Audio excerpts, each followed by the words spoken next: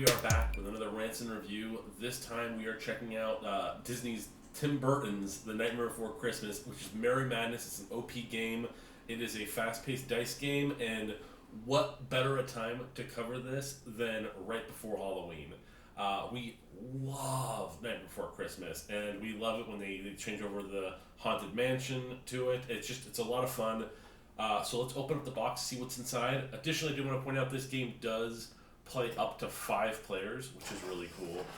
So a lot of people probably brought this game to the movie to their families and stuff like that. So being able to share this game with your family as a whole is really cool. Okay. They estimate about 15 minutes per player, and they want you to play like a minimum of 3. They also recommend ages, 6 and up, but I would imagine if your kids can read pretty well at a younger age, this shouldn't be a hindrance, I would imagine. So we got a very simple rule book.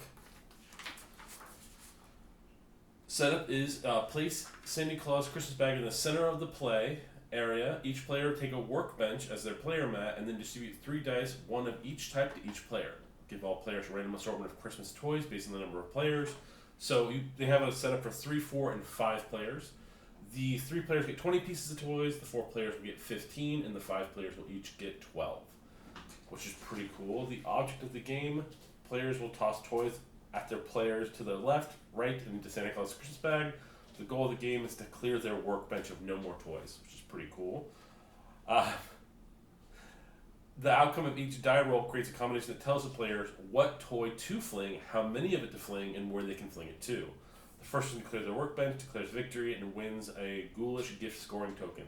You have to collect 3 ghoulish gifts to win the game. So it looks like there's 3 different rounds, and that's pretty cool. So it seems pretty easy and straightforward. So you got your tokens. You got a lot of tokens in this game. So if you're a huge fan of tokens, then this is going to be it. And they are thick.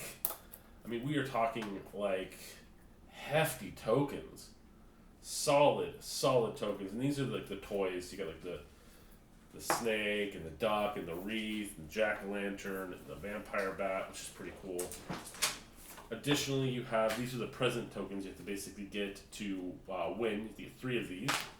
And then, so I want to point out, I like they give a little bag here for all the presents, but they even like made the insert to the box, even on like the sides here, they made it themed with that little kind of wood design. That's pretty cool. So again, we have really high stock pieces for the player boards. They are one side with the imagery, on the other side just as Merry Madness. I think they're they're different colors. That's cool.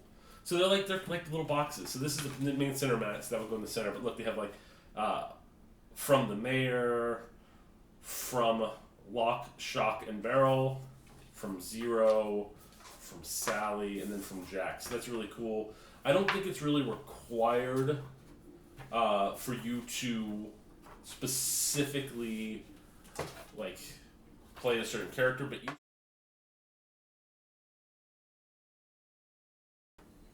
you can see there, and then like this is the center board. So that's really cool. These are the dice right here. So it looks like you're going to get 1 of the directional dice, 1 of the present dice, and then 1 of the numerical dice.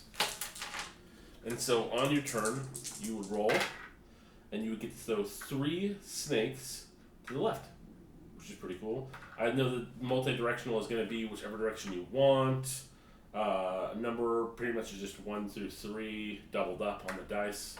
And then you have your basic, and then in question mark, I would imagine would be your wild list. So each player would have a different wild list to go from. Oh no, sorry, question mark is actually your choice. That's pretty cool. They also have, of course, the Santa's bag, throwing them there.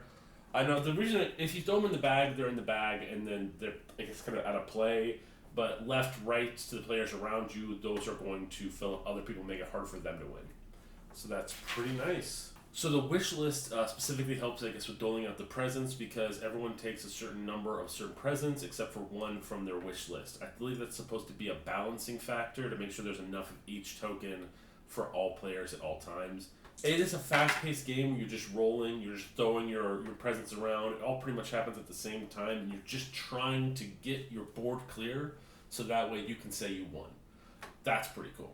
Well, if you're a huge fan of Nightmare Before Christmas, if you're a huge fan of Halloween, if you love Christmas even, this is going to be a great game for the next 3 months. Thank you guys so much for watching. Please like and subscribe, and we'll see you guys next Friday for our Rants and Review.